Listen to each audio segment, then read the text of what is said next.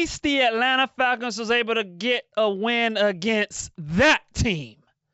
And we're going to talk about the Atlanta Falcons breaking their 5-game losing streak against that team today on this episode. But before we get started, I want to tell you guys to hit that subscribe button, like, comment, and share. And tell a friend, tell a family member, tell whoever to support my channel.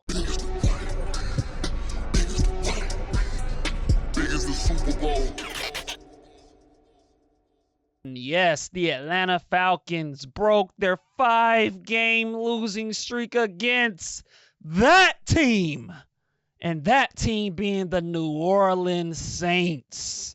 The Falcons defeated the Saints 24-10.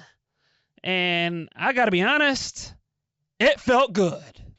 It felt good for the Atlanta Falcons to break their losing streak against that team, the New Orleans Saints, because Lord have mercy. Y'all know, Falcon fans know what I'm talking about when I tell y'all that Atlanta Falcon fans, we despise the New Orleans Saints. Every year, our goal is to beat the New Orleans Saints twice. Beat them back-to-back times every season. Now, it doesn't always happen like that. As y'all know, the Saints have gotten us a few times. If you look at the record head-to-head in history, it's 56-1 heading into that game. And now it's 57-1 Falcons. We have the all-time lead against the New Orleans Saints. We have the lead, baby. We took it from them. And now the Falcons are ahead when it comes to all-time win-loss record against the New Orleans Saints. And it felt good. And look, man, it wasn't super pretty. The offense wasn't overly perfect. They were only 3 for 12 for third down. They barely had over 300 yards of total offense. Kirk Cousins was fine. You know, he had that bad pick, but you can make an argument that that pick really wasn't his fault. You know, the cornerback for the Saints kind of made a nice little play, or you can maybe blame Kyle Pitts for not getting his hand on the ball, whatever. But I thought Kirk Cousins was fine. He had a nice long touchdown to Darnell Mooney in that game. And look, shout out Darnell Mooney. We actually had a Darnell Mooney sighting. You know, he had a nice little deep pass from Kirk Cousins, and he scored the touchdown on it, which was nice. He kind of put the game out of reach a little bit to make it 24-10. And so, you know, I thought Kirk did his thing. The running game was solid. Zac Robinson was solid. Tyler Algier was solid. And you can just tell going, you know, on offense. And Drew Brees, and look, man, Drew Brees actually being a TV commentator for a Falcon Saints game. I mean, I never thought I would see the day that Drew Brees would be the TV commentator. And I got to be honest, I thought Drew Brees did a pretty good job. You know, he did a pretty good job. Like, he wasn't like a New Orleans Saints fanboy. Like, he was being a real analyst. He was breaking down the teams and what the Falcons were good at, what they were bad at, and ditto for the Saints, what they were good at and bad at. And look, I thought Drew Brees. Look, look, man, Drew Brees has done a lot of pain to my team over the years, and so I have some real hate for him. But as a football analyst, he did a good job. So I got to give him his kudos. And he broke down about how the Falcons were in the tight end personnel packages with the 3 tight end sets, and the Falcons were able to run off that. They were able to use some play action off that, and it was pretty effective. You know, and you can tell that Zac Robinson had a real game plan for how they would be able to move the ball without Drake London on the field. And it worked. It was pretty good. Now, look, I know Falcon fans are looking at that and just wondering, like, man, where was this the whole year? And, like, why wasn't we doing this with Michael Penix when he was playing? Like, and look, it's a valid question. It's a question I can't even answer. But, hey, you know, and I guess it's one of those things where if you know that you're on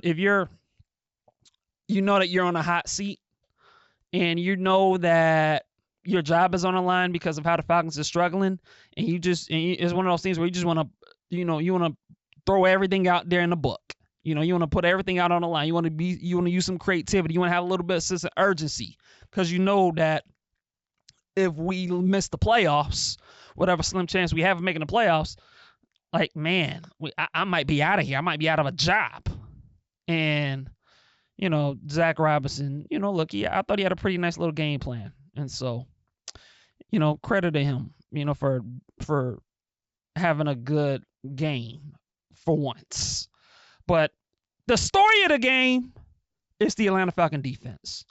The Atlanta Falcon defense was outstanding. And yeah, we can look, the Saints offense is trash, to be kind. Tyler Shuck, who the Saints drafted in the second round, let's just call it for what it is. He's not very good. And he was pretty limited. And the Falcons defense took advantage of it. They were able to shut the New Orleans Saints offense down. They only held them to 3 offensive points. If you take away the pick 6, they only had three offensive points. They were 5 for 16 on third down. And most importantly, the Atlanta Falcons had 5 sacks. And they had 8 and 8 pressures. And through 4 games, the Atlanta Falcons have totaled 22 sacks in 4 games, which is the highest in franchise history. I mean, the Falcons pass rush has come alive. And if you look at the season total for the Falcons, and when it comes to sacks, they're actually 3rd in the NFL in sacks. 3rd in the NFL in sacks. As a matter of fact, one can actually make an argument that the biggest weakness that the Falcons have had throughout the better part of the last 2 decades, the inability to pressure quarterbacks, the inability to get sacks, something that the Falcons historically has been weak at since forever. This season, it's the team's biggest strength. You can make an argument that the Falcons' weakness for over the better part of 2 decades, rushing the passer, getting sacks, it has now become maybe the only thing the Falcons do well. Well, I don't know. I would say the only thing they do well. I mean, they can run the ball pretty dang well with Bijan Robinson, so I might not go that far. But it's up there when it comes to like the top 2 things that this team does well, is they get sacks now, which is pretty impressive. And yet, in pure Falcon fashion, they're so good at getting sacks, and it just hasn't mattered because this team is still losing. They're 4-7, despite the fact that they've been so good at getting pressure on the quarterback.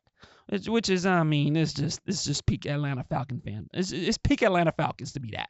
Just, you're so good at the biggest weakness you've had for the better part of 20 years, and you're still losing. I mean, it's just whatever. I mean, it's just what it is, man. That's the Atlanta Falcons in a nutshell. Like they can't get right, And I'm not gonna bring up that slogan this time around because y'all already know what I'm talking about.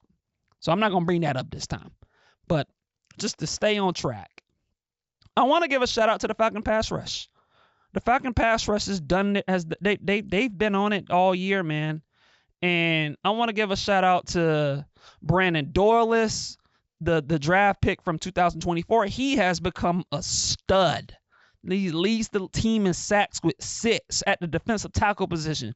He's the guy that's leading the way getting after the quarterback. Jalen Walker and James Pierce both had big days yesterday. Both had sacks. Jalen Walker has 5 sacks. James Pierce has 4 sacks.